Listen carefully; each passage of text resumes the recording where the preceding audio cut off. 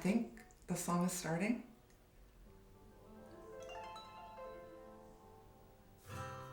Oh, the song is starting. It's really sweet. I'm here and I'm gonna say a few words about love. And there's been a lot of love in my life, but I wanted to give a message to people who are younger, because I'm nearly 60 now, and I wanted to share some experiences that if you get to live longer, you might find these useful. I'm sure most of you will get to live longer, but you know what I've learned. I used to be able to make a list of everybody that I've had love affairs with, whether they're shorter or longer. I can't make that list anymore. I can't remember. There's tens and tens and tens. There might be 100. I've had 3 kids. I've never married. I've always been a free spirit. And I can remember when my aunt, who was a big influence on me, my dad's sister, told me that people made love not just to have babies, but to have fun. I was about 10 years old, and it was mind-blown moment.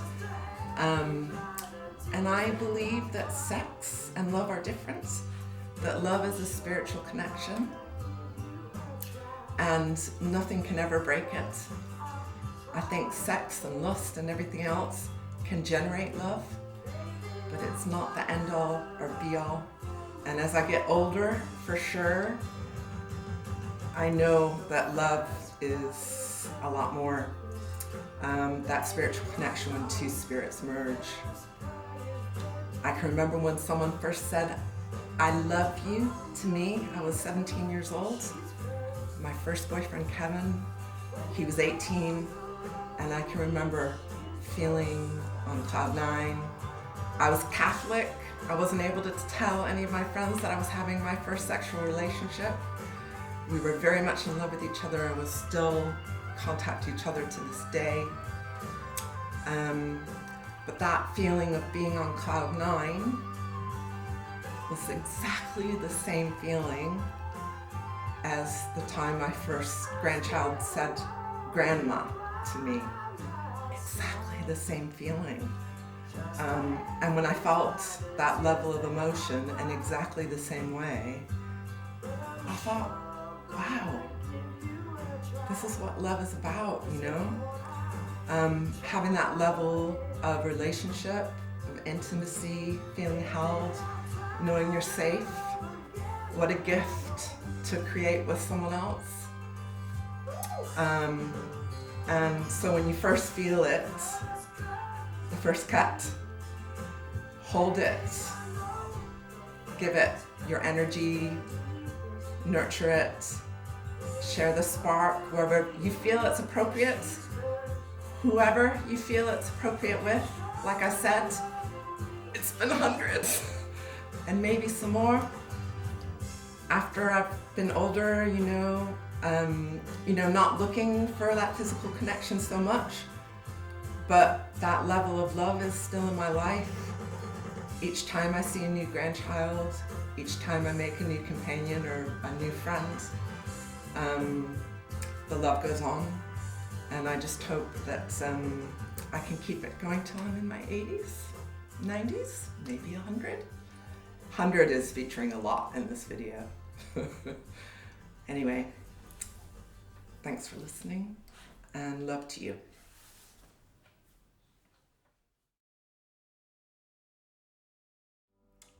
So, love. I'm of several minds about love. I think in the process of the 20th and 21st century, I think a lot of people don't know how to love. I think love is completely co-opted or wrapped up in middle-class values and thus colonial values. And I think a lot of people don't want to admit that. They'd rather privatize it. And so they form these bonds with family members that they don't actually care about or who are quite cruel to them and they in turn practice cruelty back to them. But because you're supposed to love your family, people just stay in it. And I would say, speaking from the United States, with middle class, there's money in that.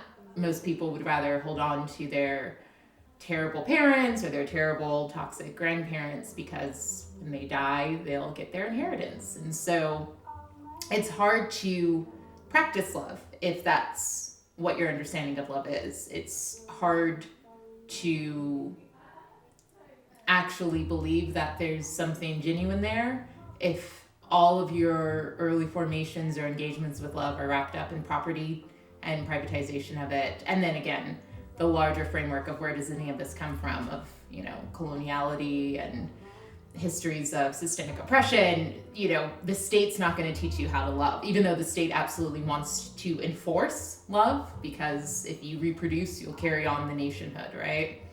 So as someone who came up outside of that, I do feel a bit discouraged every now and then thinking about love. I've never met anyone quite like me. I grew up in poverty and was kicked out at 17, and, you know, found my way to get an education and become an artist and, you know, live the life that I never thought was possible for me. And I'm very proud of myself. And I think that has taught me how to love myself, coming in an environment where I couldn't be loved. And I'm really proud of myself in that regard. But I do run into these individuals who are so blessed to have parents, family, you know, and are just awful at loving. They can't give anything. I think they also think that they have so much time, you know? They think everything is permanent, that it will always be there. And so perhaps I'm impatient, but I think I give generously and I fall quite quickly because I want to give people what I didn't have. And it feels good to give, you know? But I can't say that I'm hopeful that I'll encounter someone else like me, right? So those are my thoughts on love. I don't know. It's privatized and I would like it to be more public and open. Yeah.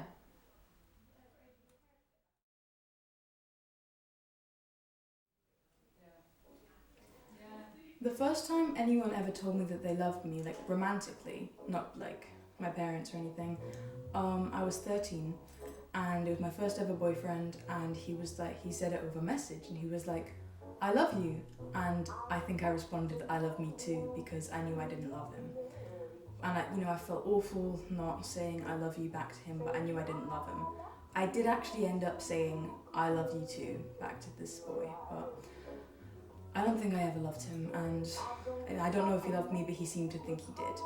And, you know, I really hope I didn't love him, because if what I felt for him was love, it would have been very underwhelming. But I've never been in love romantically, but I have loved a lot of things. The thing I love most in the world is my dog, Juno. She's just really lovable. She's like, she's not like your, okay, I'm not gonna, she's not like other dogs. No, she's like completely lovable. She's a bit like a cat. She doesn't bark. She's not like a little yappy, disgusting thing. I actually don't like dogs that much. I just really love my dog because she's different. But yeah, because I love her because she's completely lovable. There's nothing unlovable about her. She's completely and wholly lovable, and I don't think I've ever loved anything as much in my life as I love her. She just like, it just feels warm when I realize that she's like, that's how I can describe the feeling. She's like, yeah, I don't know. I love my parents, not as much as I love my sister, though. I love my sister. Not as much I don't love her as much as I love my dog, because she's not as completely lovable as I love my dog. But, because, yeah, she was my first ever word, my sister's name, Ebba. I think that shows that I loved her. I think, yeah, I love her, she's great, but there's like stuff that I don't like about her, so therefore she's not completely lovable. I don't think anyone's completely lovable, and you know, of course I'm scared that I'm not completely lovable. I think as everyone is, but I love my parents. I remember I once went to Ireland and told my granddad that I loved my dad more than I loved my mum, which was awful, and I felt so awful about it when I got back home. And I just kept thinking, like, every single time I need to go back, I need to, like, make it clear. So every time I went back there for the next couple of years, I was like, people always ask me what my favourite parent is, and I can't choose. I love them both. I love them both equally. I had to make sure that, because he was my mum's dad, like, that was awful. He was, like, telling him, like, oh yeah, your daughter, I don't like her as much as I like her husband. Awful thing to say. But I actually do love them equally. I think sometimes I like one more than the other, but I do love them equally. I again, not romantic love, but platonic love. I do love my best friend. I think she's amazing. She's really cool. But I knew I loved her because I was like obsessed with her. But I do want to be in love romantically in the future. I want to love and I want to be loved. I don't know which one I want more. I don't know if I want to love or be loved more. That's me. That was horrible. Ooh, Gossip Girl who? XO. Gossip Girl.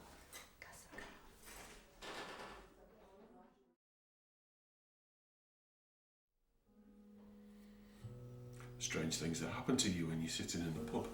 Somebody comes along and says, do you want to be part of a video that says what you think about love and what is love? As it happened, I was sat next to the person who has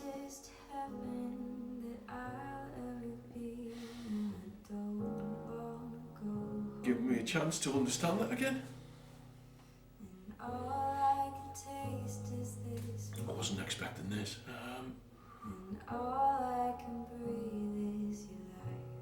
Married for a long time prior to this, and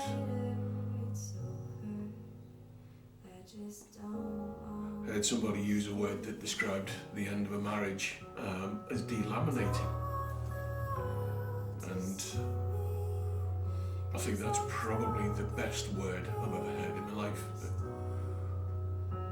saw or gave me a way of describing what that felt like and what the end of that relationship felt like.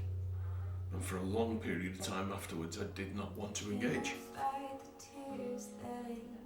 And then completely randomly, after moving halfway across the country into as far north in this particular country as I can get, I met somebody who gave me the opportunity to re-engage with emotion.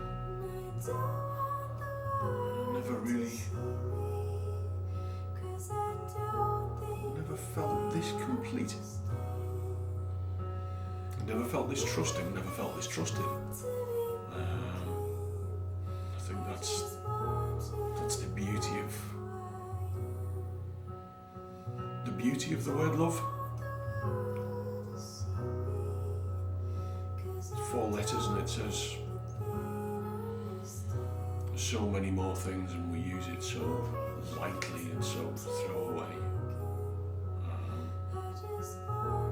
But now, where I am in my life now, and the person that I've met, Alison, is not a light word at all. It is quite a spectacular thing. It's quite a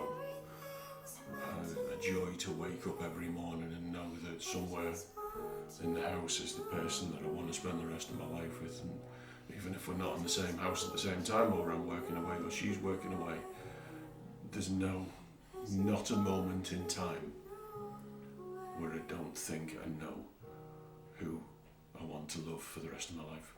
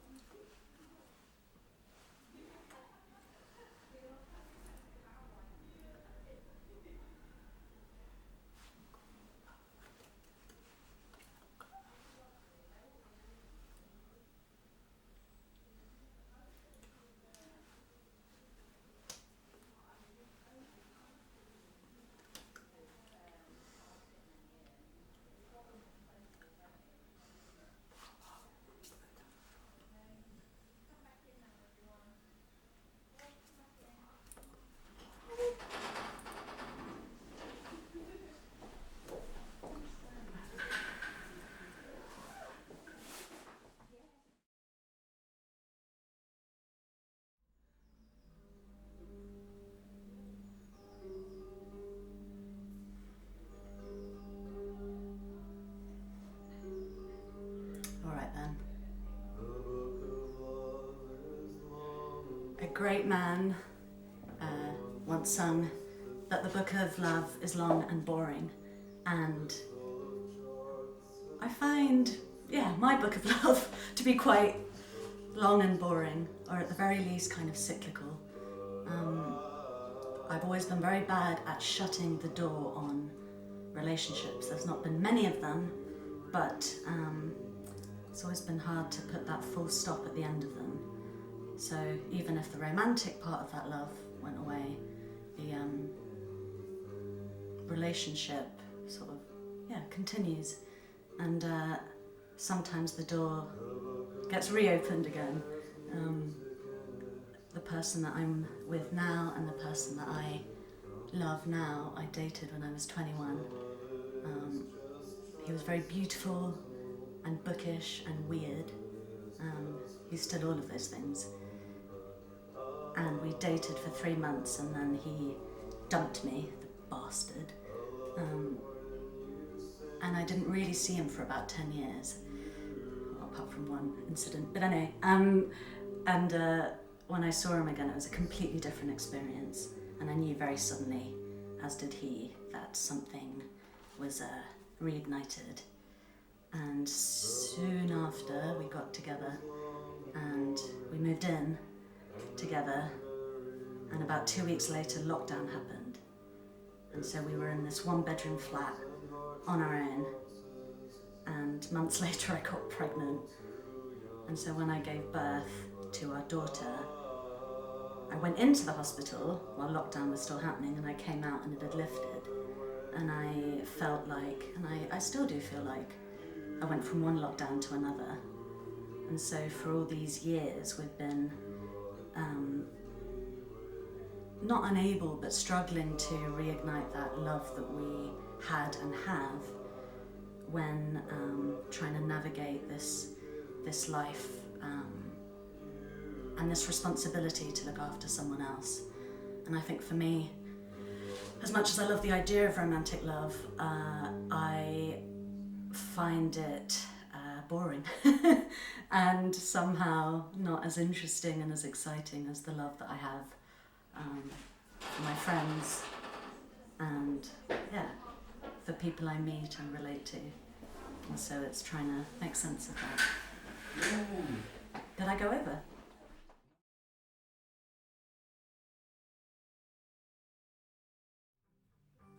Love. I've been asked to talk about love. A bit random, but what came into my head straight away was my love for running. So that's what I want to talk about. I started running quite late in my life. I was 45, I think. And initially hated it like everybody, but very quickly fell in love with it.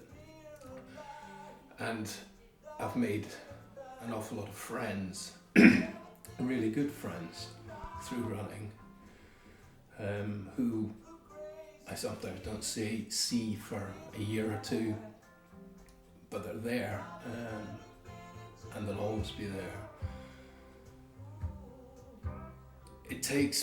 Running takes me to some astonishing places, mountains particularly. I've just come back from the Lake District and I can go for 2 or 3 hours more and never see anybody, and it is so liberating. Some runs are awful, some are okay, some are brilliant, but that's life. And it's fair to say I'm a little addicted to it because coincidentally this is today the 4,200th consecutive day that I've run, almost exactly 11 and a half years. I have no plans to give it up until I have to give it up because I really love it.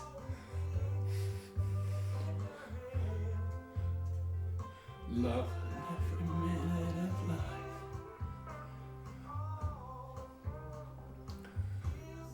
I have very little else to say because I've just become overcome with what this means to me. I'm quite an emotional person, and this is just let it go. So the song that is backing this just encapsulates the joy of life that I feel when I'm running. And I'll go again tomorrow, and I'll go again the next day until I can't go anymore.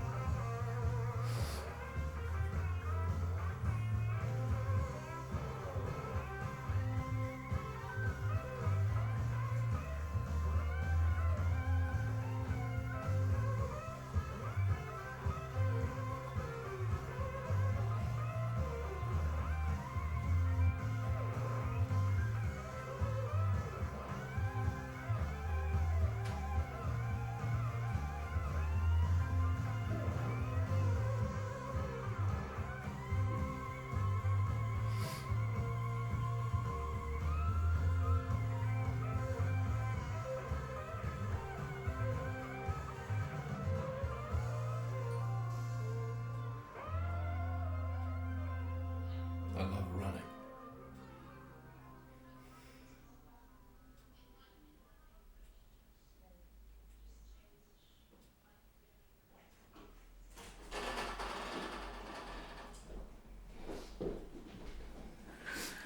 You got any tissues? Yes, okay.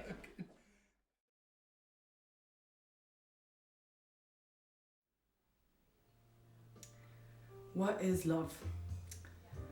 Would it be fair to say that to love is important? And would it be fair to say what is important is also to do? In that case, could I potentially say that to love is also to do? In that case, following that idea of to love is to do, I really love to volunteer. And with that, I really love to help people. There is a certain beauty with helping people film a tape. Specifically, I love tape. Helping them pick a background, whether it's blue, green, yellow, red. You essentially fall in love with the process. The process of picking out the color with them, hanging up the color, and watching them love the color on them as much as you do for them. There's a certain appreciation that they'll feel, and you'll feel. There's a certain love that you get as a volunteer walking out of the building, giving the people filming a sense of privacy, a sense of appreciation. There's love with that, and there's a respect to that as well. There's love with smiling and engaging after the filming and asking them if they've enjoyed the process, if they've said everything they wanted to say, if they feel comfortable listening to the recording of their tape with others in the room. It becomes a shared form of love with people involved in the process. The people being filmed, the people doing the filming, and the people standing outside. And it's why I love to help people and why I love helping people film love tapes. It's a beautiful process that was undeniably a great experience, and I learned a new form of love. And it has a nice exchange of chats in terms of love. Thank you. A volunteer. A volunteer that loves to love to do. A volunteer that loves to do.